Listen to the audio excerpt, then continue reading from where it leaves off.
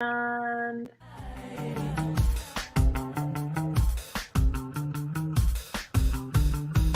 L-O-V-E, love is a solution, so set your love free with the L-O-V-E, for the evolution and blessed unity with the L-O-V-E, love is a solution, so set your love free with the L-O-V-E, for the evolution and blessed unity.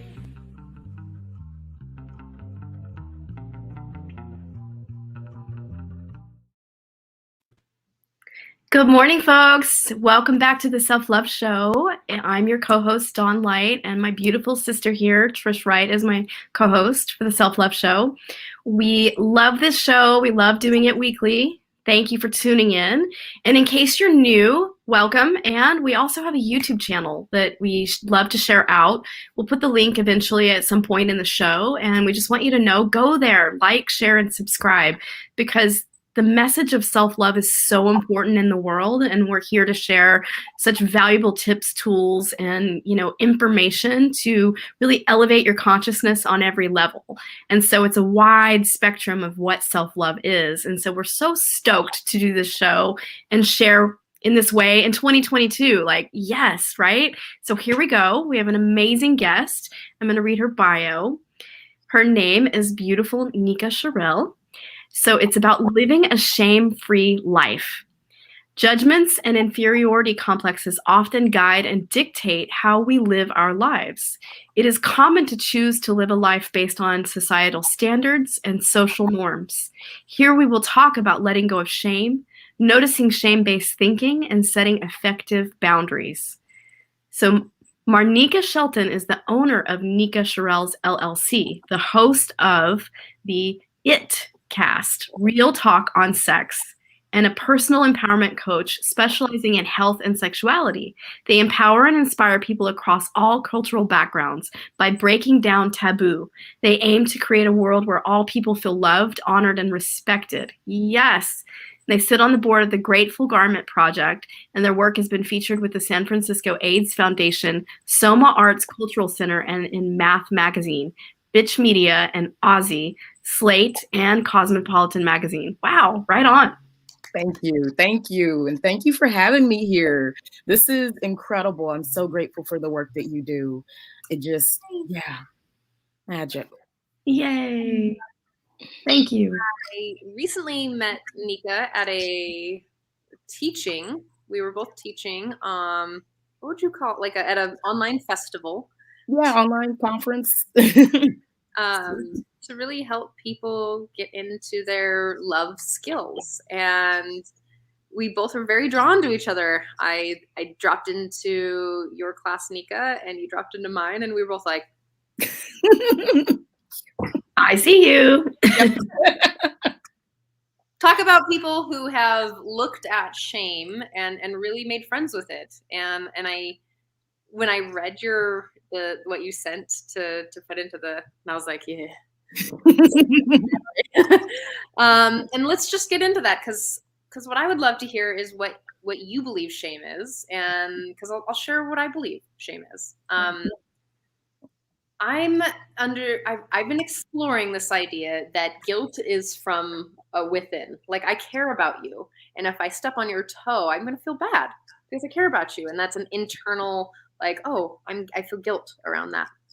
And shame, on the other hand, in my brain, is a little bit more of someone putting their values, or socially putting their values on you and trying to get you to conform to their ideals. Right. So it's like someone else's guilt impressed on you. And I've been thinking about this a lot. It's not the definition in the world, but I was like, oh, is shame like something that we socially carry around? Like the being not living in the normal society. Like, I don't know. Yeah. I don't know any of the two of you and me that live in the particular construct of society that means that we do white picket fence and you know, I wear dresses without pockets and, dot. That one. Yeah, the social cultural normativity of how we're supposed to be, what we're supposed to do. Like we're supposed to be married, we're supposed to have kids, especially being acculturated as a woman. And one of the things you pointed out was that like that external shaming, the where like things that are coming from people being placed on you versus that like I've done something, how can I learn from this and correct my behavior going forward? Or just admit that it was a mistake and own it. And so like really letting go of that, I have to carry this weight, like that is huge. I love what you said, Trish, about making friends with shame. Like that was yummy. I'm like, oh yeah. Yeah, because like all of these emotions and all of these experiences are very valuable. They help guide us, they help us learn. And that's a space where we can like heal. That's a space where we can like take that information and heal. Um, what shame is for me. Mm, it's an indicator. It's a noticing of a boundary. It's not acknowledging what works and what doesn't work, and then having that regret going forward. Um, there's a lot of ways. I mean, I could give you all the examples of how shame comes to be formed in a number of things, but that internal experience, that embodiment of shame is heartbreaking. It is heartbreaking when you experience it. It really is. I have the Webster's Dictionary definition of shame here, and it's a painful feeling of humiliation or distress caused by the consciousness of wrong or foolish behavior. So it's this really, I feel shame can be tied to, for me, I'll speak from my perspective, shame can be tied to a perception of someone feeling you're doing something wrong and wanting to wrong you for it. Mm-hmm. And I've had this a lot in my childhood. I had that very core experience often, and so it was always riddled with a lot of shame. I had to work through a lot of shame that was always covering all the gifts I carried, truly, because. And it's interesting, even as an adult, it is surfaced, because that's the beauty of spiritual curriculum and the way it works is we attract these perfect people to come and, kind of trigger that material in us, right?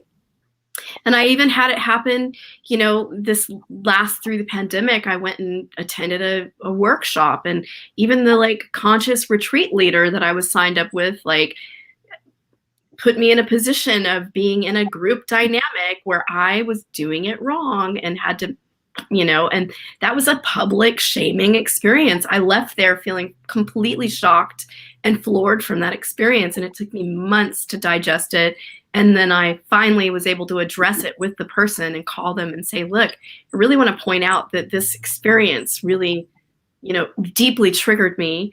And it triggered all my childhood material where I do it wrong, and so that was really profound, and to really not talk about it with others and have to process it that way. I just sat with myself deeply and really got to know what was really going on and why did I feel the way I did. And it took me months to process it, but I finally was brave enough to just go right head on and, change the pattern by being brave and addressing it with the person I experienced it with, and to let them know, like, this is a learning opportunity for you to know that I experienced it this way. I love that. I mean, like the boundaries and the willing to be vulnerable and share, like, this didn't work for me. That's huge. That's huge. One of the things I hear, like you're pointing out, is that the shame-based teaching. So it's like we can have shame or guilt for something that we did that, we're carrying around, but also like that, like being taught when you're a kid, like, oh my God, growing up, I was always too something. I was too short. I was too fat. I was too dark skinned. I was not straight enough. Like there were all these different things that of course I was supposed to be that fit into this box.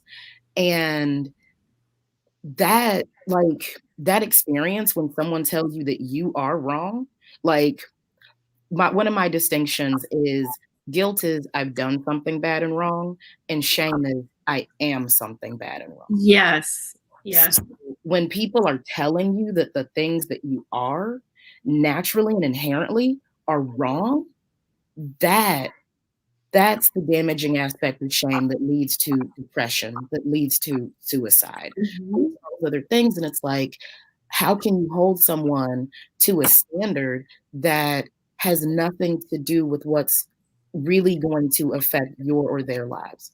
It's those cultural things. It's like you have to fit into these boxes. And if you don't, you're wrong. You're literally a wrong human being. Defective. I love this conversation.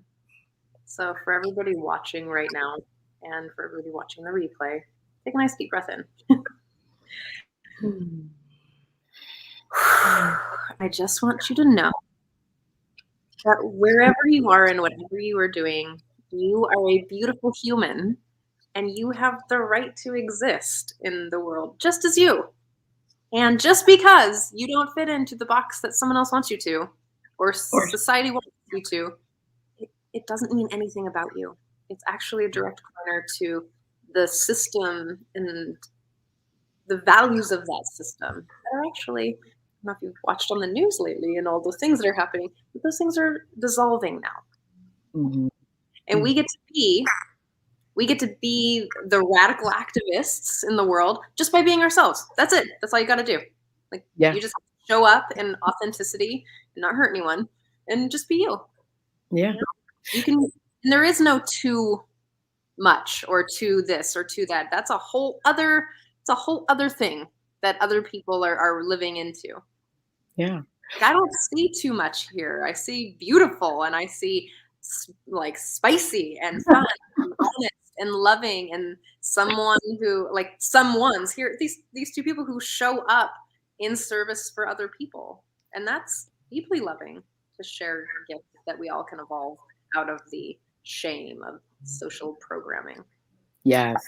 I love that you called it programming because the truth of the matter is that those teachings are designed to control us, to have us behave in a particular way that someone else standardizes as okay or good.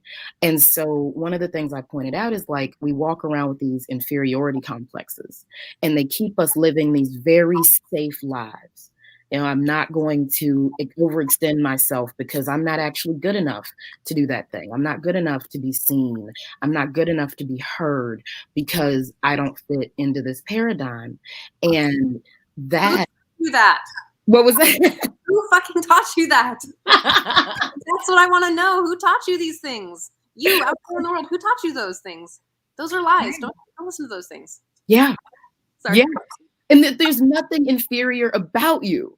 There's nothing. 100%. Like I think about like there's all the isms. Like each ism has to be held up by both sides. Yes. So if there is a dominant conversation and a submissive conversation, both sides have to agree that that's the order in which life lives in.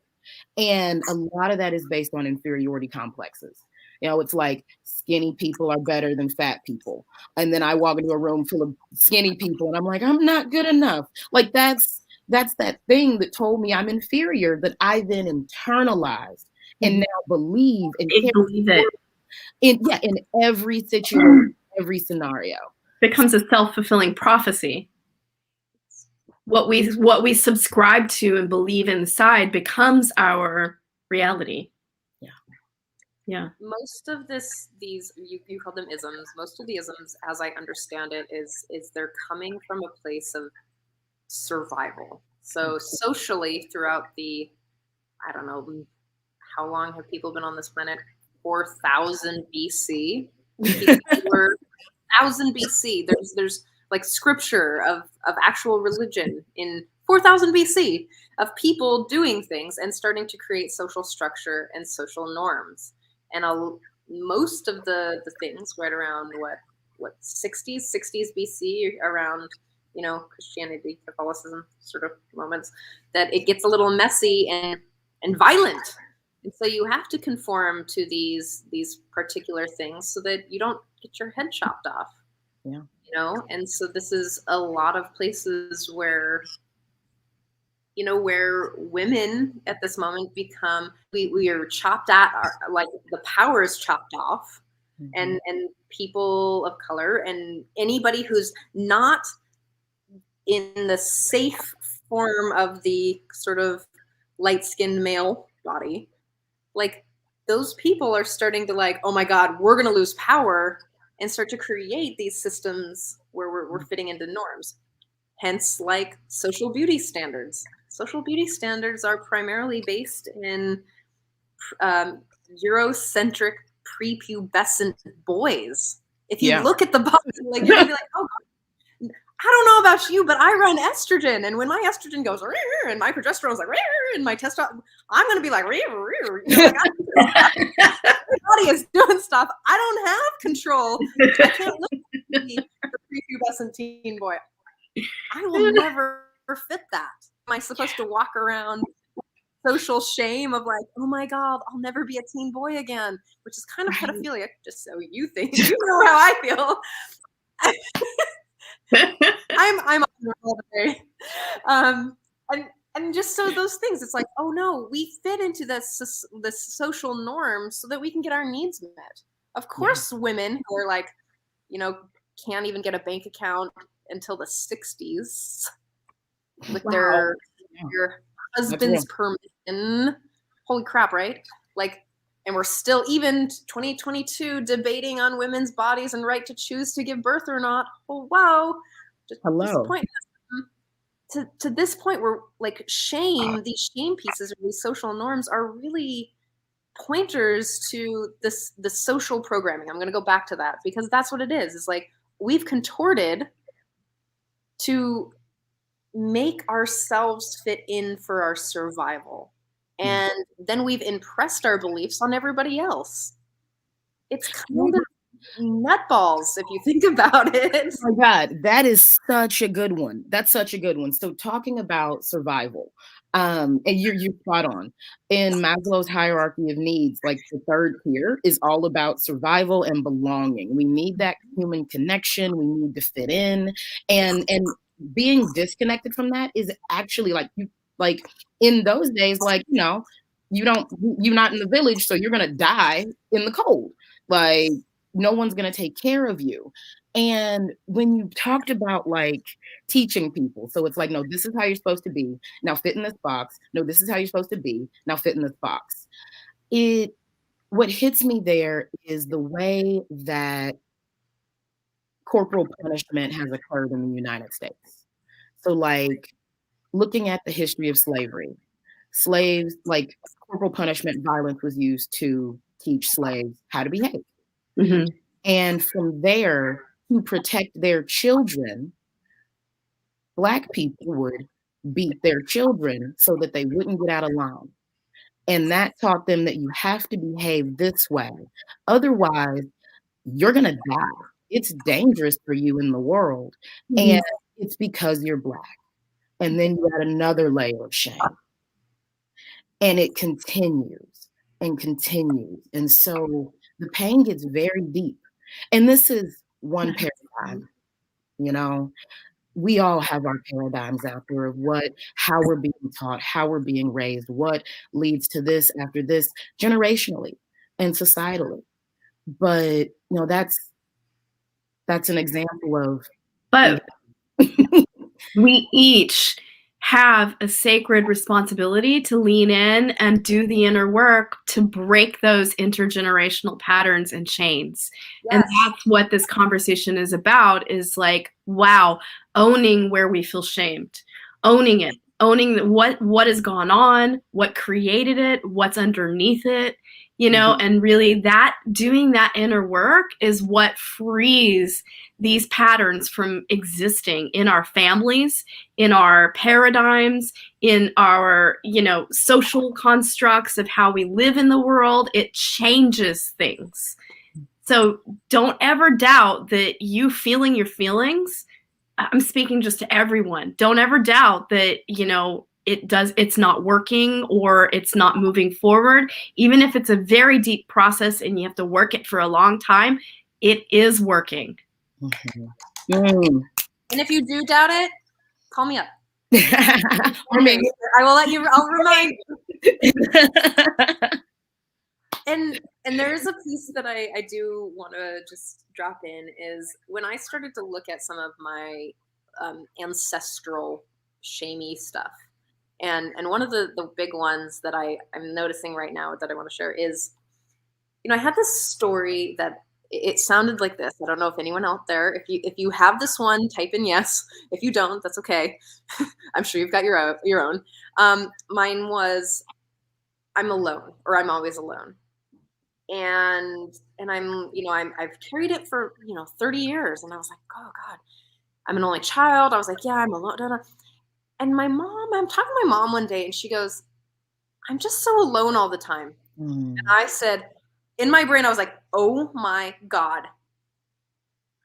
And then I reached out to my aunties. I was like, do you have this common inner story?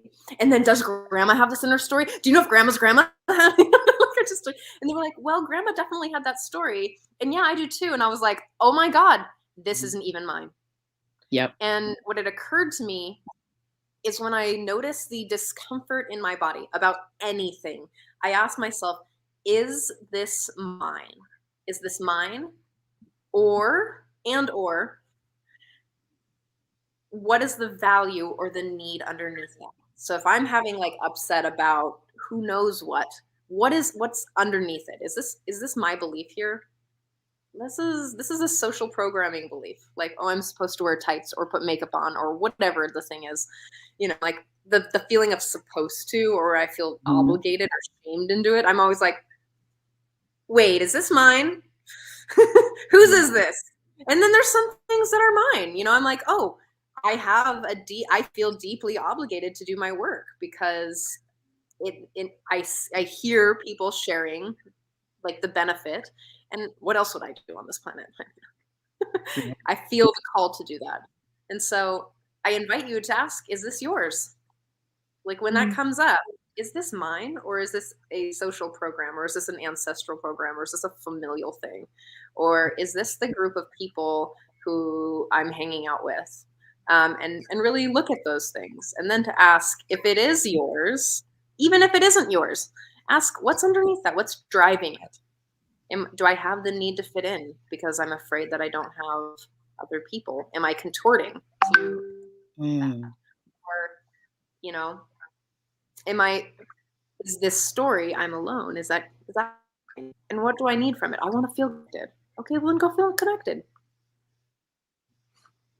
It's just a pointer. Yeah. No, I think that's beautiful in that conversation of like pushing up against boundaries and having that feeling, we're again looking at the internal versus external shame. And often when we're pushing up against a boundary, like you feel it. It feels uncomfortable. And it's like a little inkling. It's that like, what's wrong here? And I love like asking like, is this mine? Is a really good step. And allowing yourself to be so in tune with yourself that you can answer that question. Because a lot of times we take on and internalize stuff because we don't believe that what we think is actually good enough. And as you mentioned, I mean, it goes around. So knowing where your boundaries end and where someone else begins is really healthy. Like, know what's yours. Thank you for that.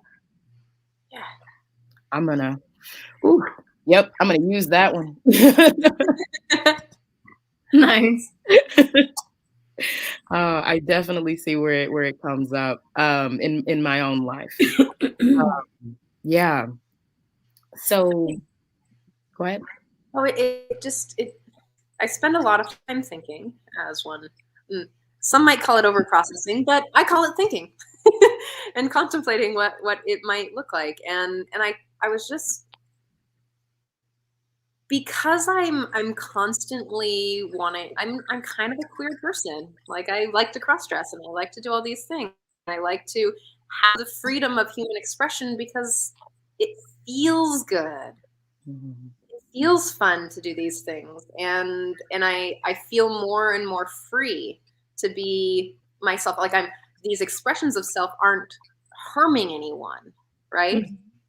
Like they're just, if I allow myself those things, then I can be more expressive and I don't have to tether so much. And so when I'm like thinking about like, why can't I dress like a guy, or why can't I not wear makeup? Like, why do I feel the insistence on wearing makeup, or why do I have the insistence on participating in this way, or why do I feel like, when I just started asking those questions, is like, something doesn't feel right here. Whatever side I go on, like whatever, if I do it this way, it doesn't feel right. Do it this way, it doesn't feel right.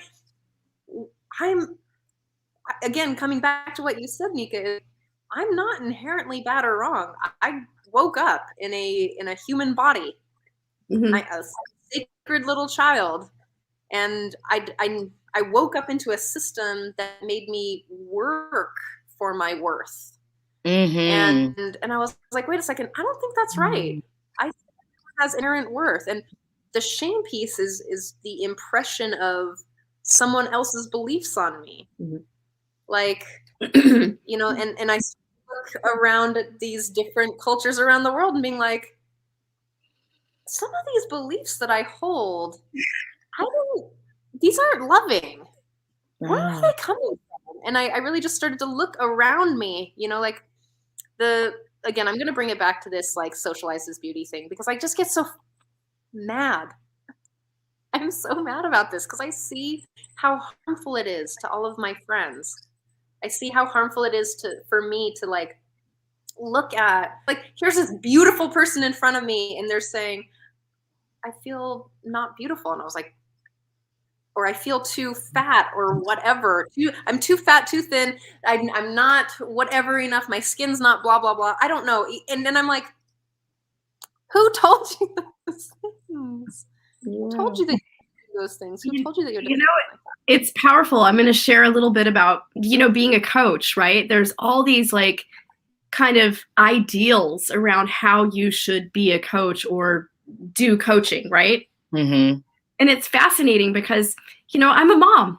I have to get up and have mom duties in the morning, right? And take my kid to school. And so the window of my serving in my business is so big during the day, right?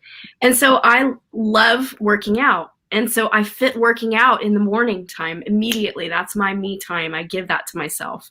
Well, right away, I jump from there to home, and I had this conflict for a while when I was getting going, and like I had this real conflict around feeling rushed, or that I had to like change my clothes and put makeup on, right? Like there it is, the beauty standard, right?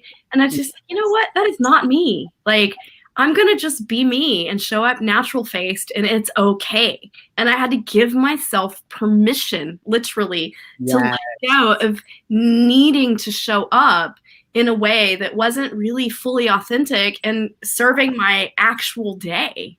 So there's a lot of times I'm with my clients and I'm just, beautiful, natural faced. Like maybe I'll throw on a little mascara, but I don't go the whole nines to put on a full, I don't really wear a lot of makeup anyway, but it was just one more step to create more freedom for me to just admit that that worked for me, and that was my flow, and allowing myself to just be like in casual clothes, even if I wanted.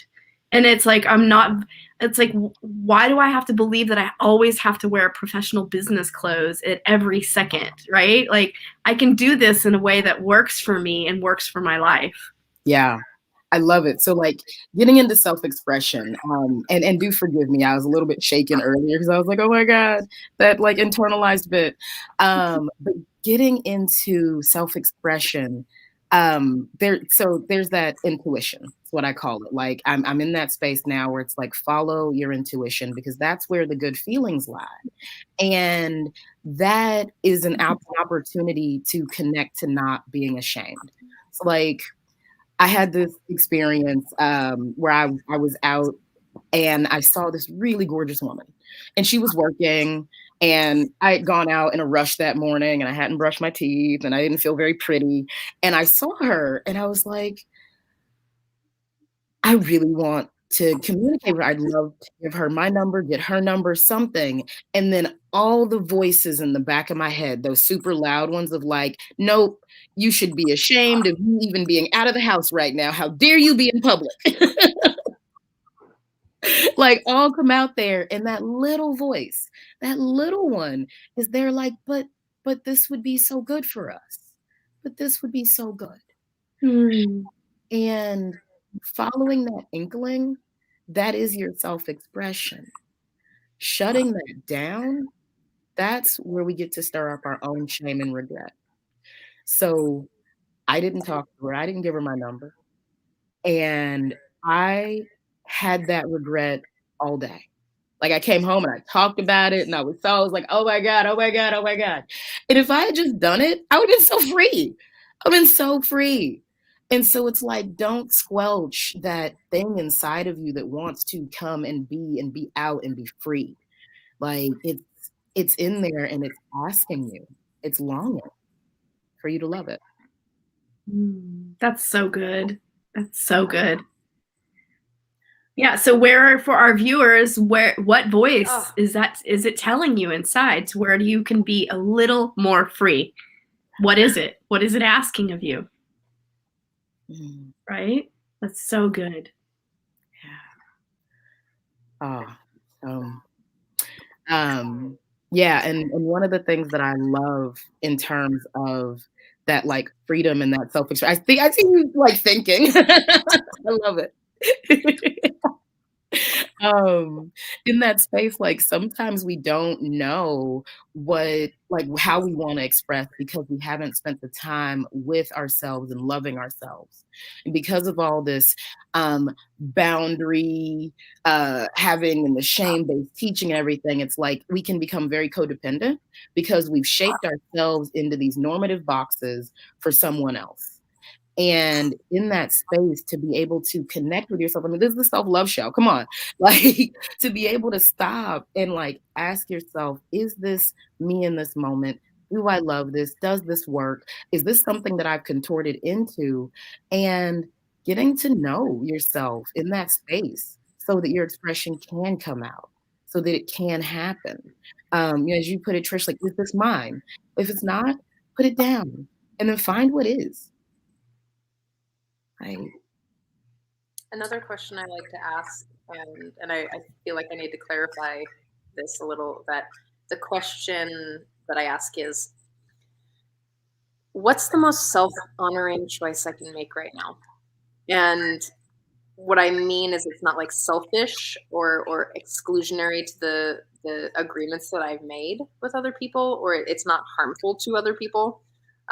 But in thinking about, well, so sometimes knowing that I'm, have been put in my past and actively working into my earned secure relating, that I had to ask myself is like, when I'm cycling these thoughts, these like, I've done bad, or external validation pieces, the very codependent pieces, the social shamed pieces where I'm like, okay, stop. My thoughts to rest back on myself, which is not selfish. We have to take care of our own being before we can take care of anybody else. So coming back into self and being like, okay, what's the most self-honoring choice I can make?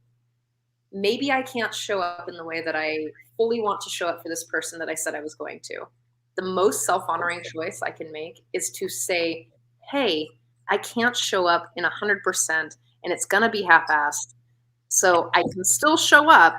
It feels a little like I feel like I'm stretched here. If you want that. And they'll be like, oh, generally, like anybody, if you're honest about it, generally people are like, oh, no, why don't you take your time? Come back and we can reschedule. And that's the self-honoring piece doesn't mean that you're harmful. The self-honoring piece is, how can I look at what is my programming? How can I look at what is my body and my needs? Get those met first before I can show up for Dawn or for Nika or for my beloved or my cat even. Like, okay, where can I show up in 100% or at least 90%, 80%? I'll take 80, and honest about those places. And this is all coming back to living the shame-free life, is Mhm. is to make self-honoring choices, to be communicative about it, and to really check what's yours. Like, what is yours? Are you Yeah. playing into this programming that you're actually not, it's not like enriching your life or in anybody else's? Are you perpetuating things that are harmful? Like, it's a good question to just journal about and to think about, like, where do I carry shame? And where do I carry guilt? What can I do Mm. about that? I love what you brought up. It's the conversation of put your own oxygen mask on first. Like, if you can't breathe, you can't help anybody else. And it's the same conversation. If your cup is empty, you don't have anything to give. So there is that very deep concept of like, oh, being there for yourself, taking care of yourself, it's selfish, it's egotistical. Like, you should be ashamed, you should be giving of yourself all the time to others because you should be humble. Like all of those contexts. And there is no what Is was that is that giving from a cup runneth over though? right. Like that's the thing. Like we want to give from the cup runneth over spot versus the depleted spot. That's obligatory. It doesn't feel good. It's not Yeah. in alignment. And the other person doesn't feel served. Like truly. Yeah. And you're not honoring your boundary. Like when you're like, I would kind of maybe do that for you, sort of. And they say yes, then you're like, why? Why didn't I just? And we can have a hard time, like with our yeses, with our nos. I feel ashamed of saying no all the time. And then I come up with a million reasons as to why my no is valid. And then I give myself all these excuses. And then I feel guilty because I said no. And I'm holding that. And it's like, it's okay for me to say no and for me to assess what do I need? Like, what do I actually need in this space or this time? But Who taught us that it's not okay to say no? Who taught us that? Who taught us that we have to have guilt for having a boundary to say no when a place where we just can't give from that place? yeah. Like It's so old. It is so old. It's so socially old. Yeah. We will die if we say no, so we self-abandon. I literally. mm-hmm. Yeah. Some of us have it more than others because of how they were treated ancestrally. Yeah. Yeah. And it takes away our agency. Like that not being able to say no completely diminishes the power of your yes. It gets muddled. And like at that point, you have no agency over your life. Like you're going to do what someone else is requesting you to do because you don't know where your boundaries are. You don't know how. People pleasing. Yes. Ooh. All right. For everybody watching, I'm going to say it out loud and you can repeat after me. I'm going to say it twice. I invite you to say this. I no longer need to self-abandon to be loved. Mm. I no longer need to I no longer need to self-abandon in order to be loved. I am inherently lovable.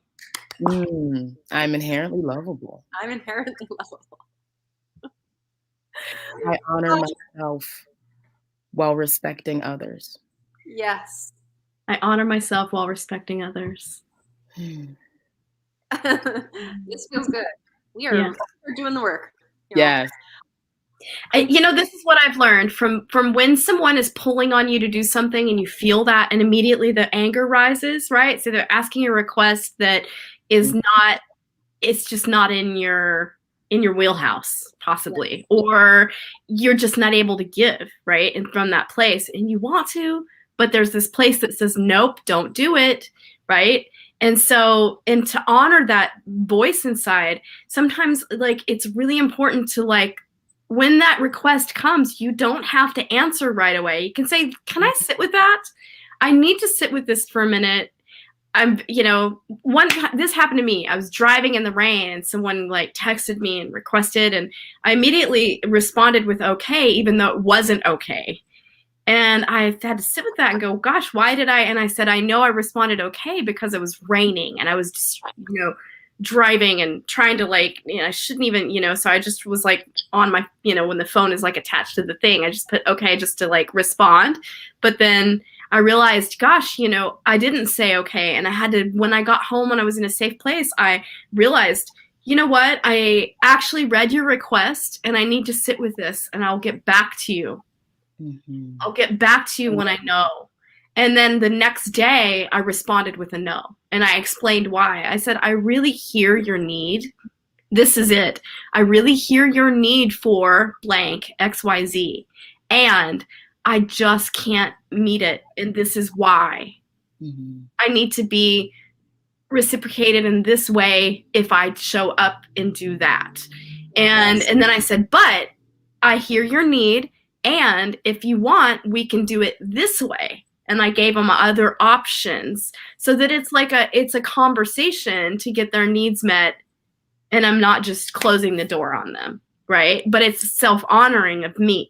So it's self-honoring of both of us, really, because if I'm doing it out of obligation, it's not serving that person. It's like filled with yuck, and they're going to feel that. So it's like, oh, I can honor myself and that person. By saying no honors me and them. Yes. Yes.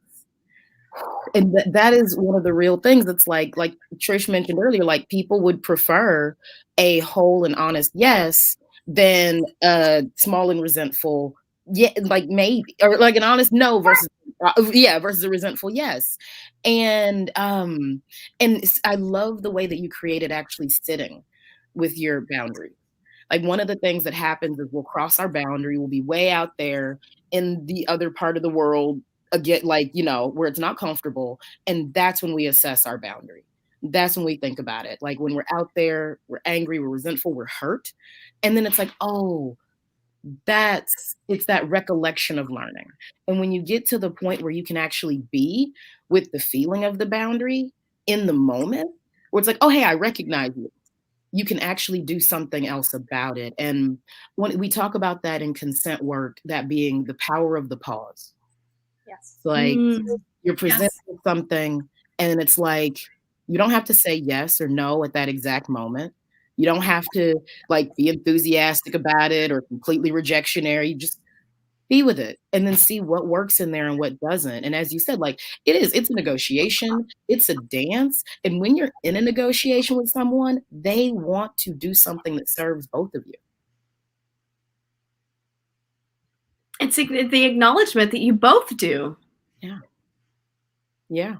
And that you're both honoring the relationship and that it's a way of holding the container to make it work for both of you in a self-honoring way. Yeah. But you have to be honest with your own boundary and feeling. You have to be identified with it and connected. And sometimes it takes what you say, that pause, to get you there. Because you just don't know you have these feelings coming forward, but you're like, what is my boundary? Sometimes you just don't know until you really give yourself space to sit with it. Yeah. And that is that element of self-love meets self-expression. It's you're in that pause and you're like, what is the most loving thing I could do for myself right now? That intuition, that small voice, what is that? And then from that space, being able to express what's authentic for you. Mm-hmm. That's that access. Mm-hmm. I love to call it reality. It's when you share authentically what is just it's not just a no or it's not just a yes, but what it lives like in your body. Mm-hmm. Hey, I really want to do this, and I'm a no because I don't know if there's ways we can negotiate this, but there's that negotiating reality this is the piece, is that we get to be even more radically honest in our vulnerability. The tiny little bits that we don't get to share, or we're told not to share about, mm-hmm. What's really alive. Yeah. I'm wondering if you would like to share a little bit about living a shame-free life, the things that you wanted to share. Yeah, so we certainly covered quite a bit of this today, but to just give you some ideas of specific things you can take forward, really get to know yourself. If you don't know what you like, who you are, that space of understanding so that you can express, just spend some time there. Even if it's painful, like allow yourself to get close to yourself. Um, and I'm gonna have to shout out Trish has this amazing workshop that I did where I actually had to get to know that my body doesn't like to move as fast as I do, which was really interesting and really powerful. Um, Definitely fall in love with yourself. Like, it's one thing to know who you are, know what you do. Like, I would judge myself all the time. Like, this is, like, yeah, I know myself, but I didn't like myself. I didn't like myself. It was like, it was easy to judge and assess and see myself from this very negative, shame-based teaching that I had growing up. And when I shifted that process of beginning to fall in love with myself, it was very magical. It's like noticing the things you do that are cute, noticing the way that we frame things. Just this past holiday season, I was walking past a mirror while I was visiting my family, and I looked at myself and I was like, "Oh, I'm voluptuous." Like, yay. And it was such a vast difference from I'm fat. Like like I am, and it's soft and yummy. And that made me feel so happy in my body. Like you can feel when your body is like, yes, I'm connected with you. So that was a yummy one. Um, you know, don't get stuck in that paradigm. It's like we have this paradigm of it's good to be humble, it's good to be quiet, it's good to serve others. Especially when you're doing spiritual work and they're like, service is the path to spirituality. All of these things are true. And you give from the places that give back to you. So don't allow yourself to think that if I'm doing this over here, it's arrogant, it's selfish, it's egotistical. You actually might be choosing to do that over there because it's giving you life over here.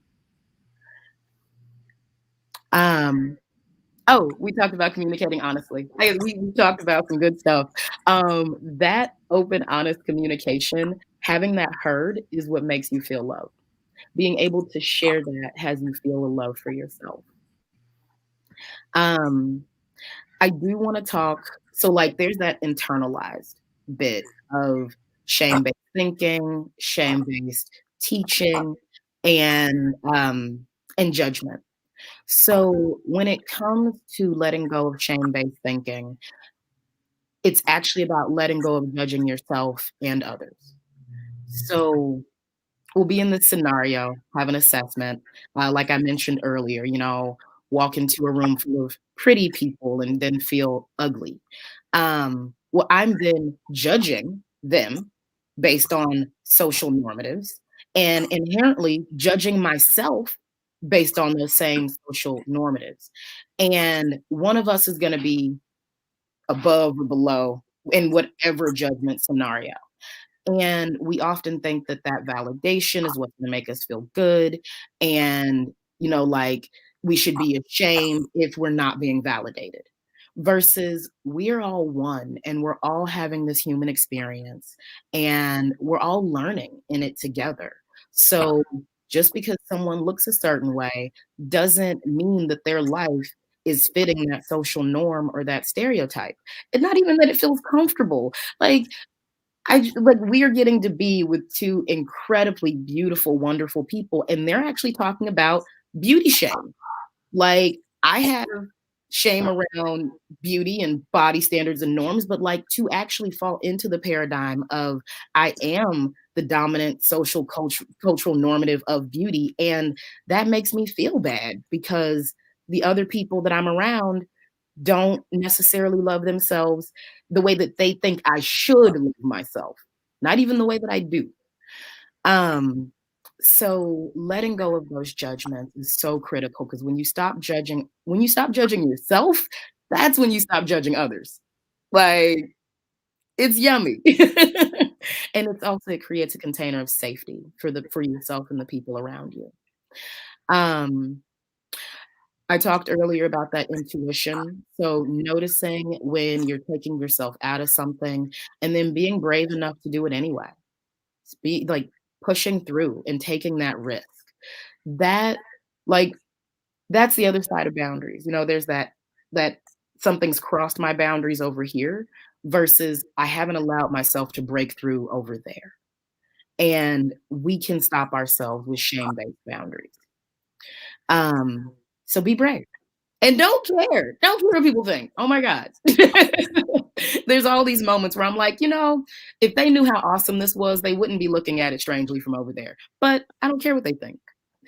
Um, so so yeah, the judging yourself, the judging other people, letting that go, and allowing the love that we have when we have more and more love for ourselves, it radiates to others.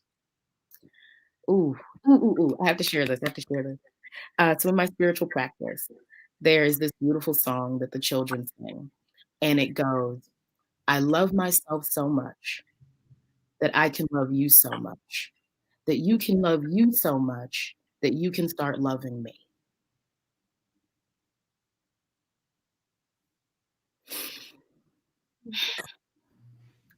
Thank you. I hope that that honors you and you get to take something with you from that.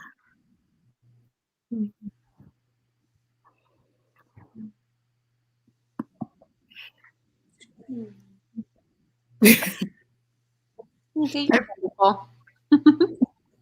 I was going to say, I deeply appreciate your true authenticity and vulnerability. Like, it's beautiful to see. Thank you. I really acknowledge you. I acknowledge the caring there. It's really beautiful. Thank you. Yeah, I've seen shame harm and deter and even kill so many people that this work, it's my life purpose. I am committed to it. And if there's anywhere, anything that I can do to help ease and heal that conversation, I can't say no. Mm-hmm. I really support you in this. It's beautiful because I too was riddled with immense amount of shame in my childhood, from I just was constantly wronged and shamed like all the time. And so I had so much mental anguish and suffering and, misaligned belief systems to really sort through. It kept me literally hiding out in my life. Like I played small and didn't own my gifts, wasn't being able to be vocally expressed. Like this is the new me emerged because I didn't have a voice and couldn't speak up about it for a long, long, long time in my life. And I too share the same value system and desire to help others be free of this, because it is so important for each soul to be expressed, fully expressed, because you innately come with gifts given to you, each soul, and every soul is worthy to express that, to live it, to be embodied in it. And, shame is the tricky one that our gifts hide under. And if we don't address our shame, we can't be fully expressed. Yeah. Mm. And that's just my own lived experience I'm speaking from, right? I had to go back through and sort out all the junk in my head and all the harm that was done physically, emotionally, mentally, psychologically. And I had to really sort through it and express my rage and own my anger and own all the parts that I just never got to say, and reclaim myself and reclaim my power. And really that is what let me lay down the blanket or coat of shame that I had been carrying like a heavy a heavy boulder in my spiritual backpack, right? Like up a hill for how many freaking years, and it's like, dude, I don't have to do this any longer this way. Like I'm allowed to be me, and I'm allowed to have this experience, and it's okay and it's safe for me to speak about it now. Because guess what? How many other people out there have had the same experience? And they need to know, gosh, if you can do it, I can do it. If you can make it through that, I can make it through this. Yeah. Oh my God. Yeah. And it's through shame we hide a lot of things, and we contract. And what you said about, oh my God, you've gone through that too, reminds me. So I'm a sexual assault survivor, and I'm sorry, there was no trigger warning on that.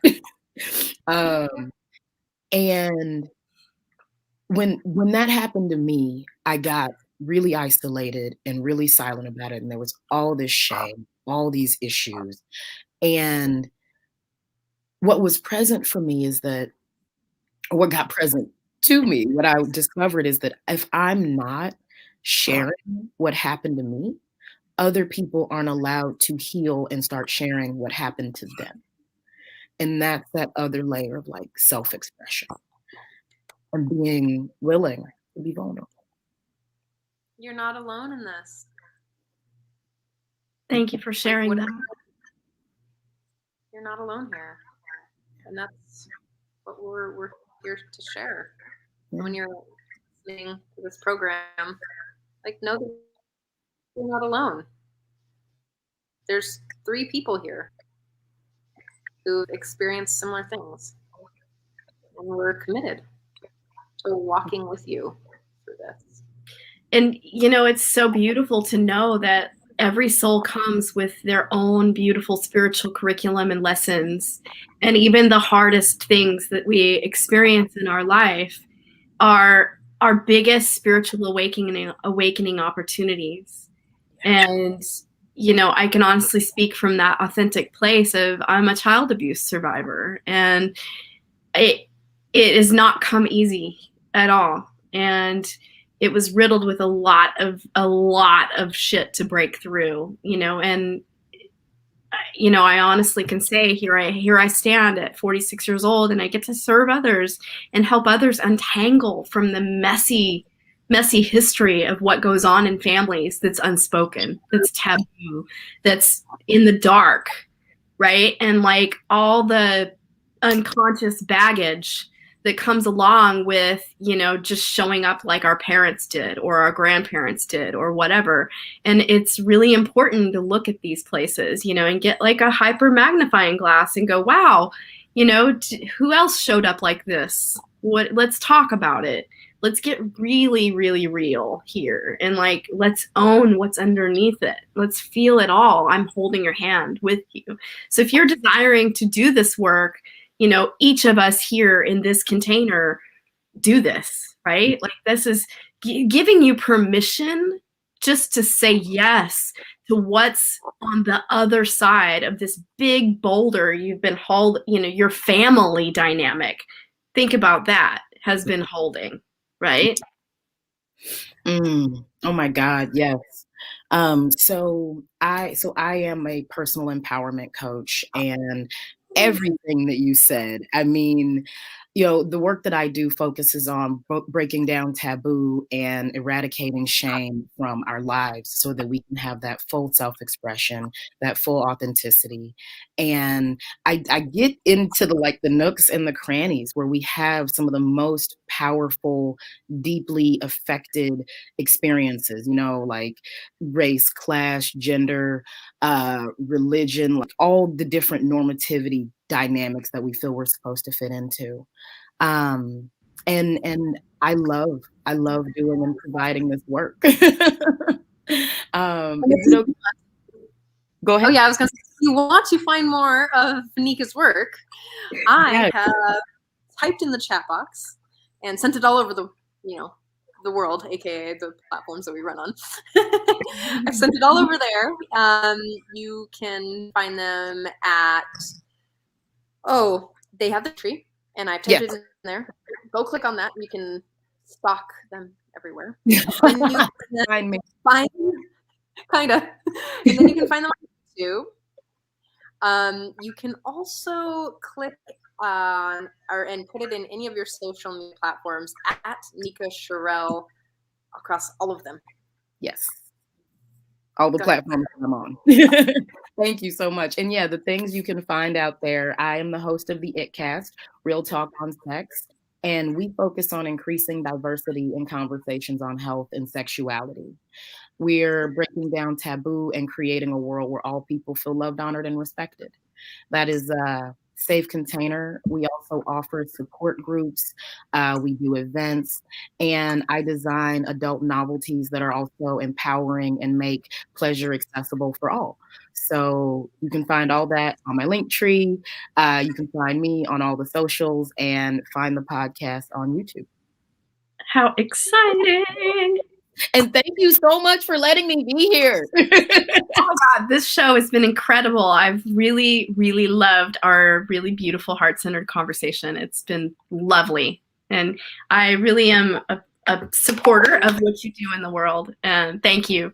Thank you for being bold and brave and owning all the parts of yourself to get here, right? Because think of all the legwork you've had to do just to be able to be in this position, to stand in your truth. Like, that's called doing the work. And I just acknowledge you, and like, gosh, how empowering and how exciting. I'm so excited for all the people you serve, because guess what? It's a ripple effect.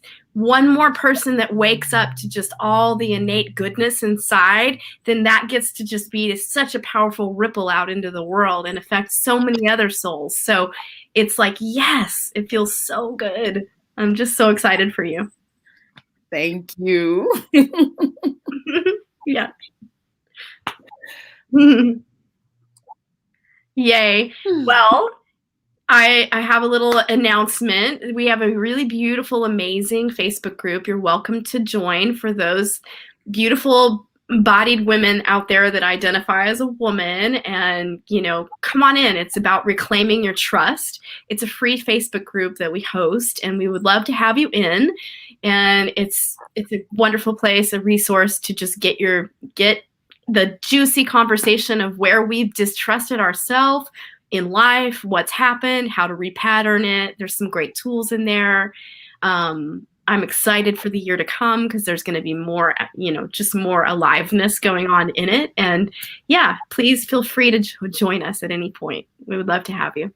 And I'd like to thank Love Coach Academy and Scott Thomas for being the muse and for having a meeting with us a little later, as well as Sign Network for always being big supports. Thank you all so much, and we'll see you next week. Yes, see you next